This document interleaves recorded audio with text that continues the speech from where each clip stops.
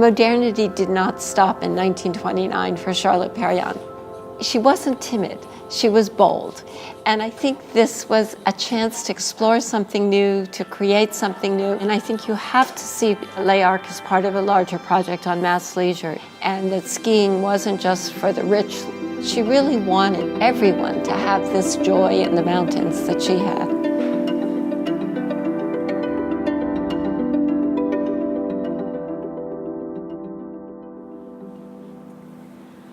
Perriand began working on her own after a number of years of collaboration with the very well-known French architect Le Corbusier. And after World War II, the French government started initiatives to really try to open leisure activities to the masses. And they did this in two areas, thinking about seaside leisure on the Mediterranean, and then thinking about winter sports in the French Alps.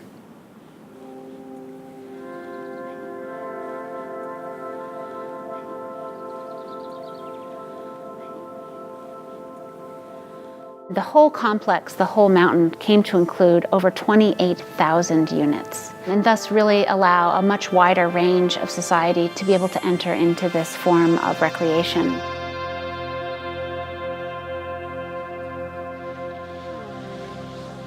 Perriand was very invested in the local culture at Les Arcs. Specifically, this translated into her decision to preserve a number of the stone cottages that had been built by shepherds that dotted the landscape. Perriand and the designers on the project chose to position the ski resorts to mirror the slope of the landscape. So when you were on top of the mountain, you wouldn't see the buildings at all. Covered with snow, they would virtually disappear into the surrounding landscape. And one of the great things about it is the collaboration with people who are really involved with skiing and architecture. And Charlotte knew exactly what it meant to arrive on skis and how to design for access. The buildings were planned in a precise sequence that would allow the parts to come onto the site at pre-appointed times in the process.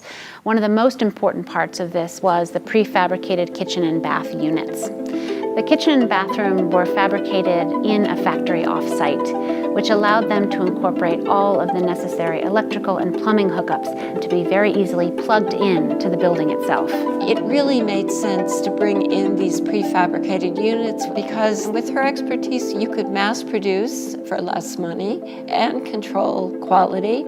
But also you could lift up these units by crane, install them on this very difficult mountainous terrain.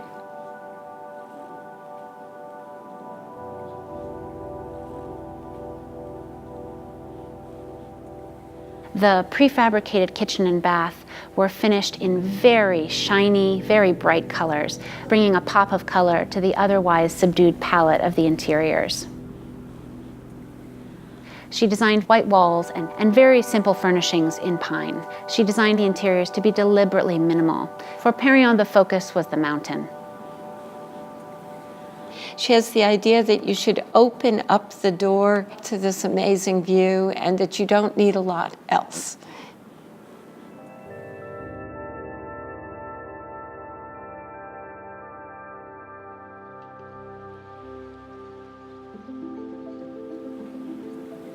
When she gave a lecture in New York at 93, I think it was, one person in the audience asked her, what would you like to do now?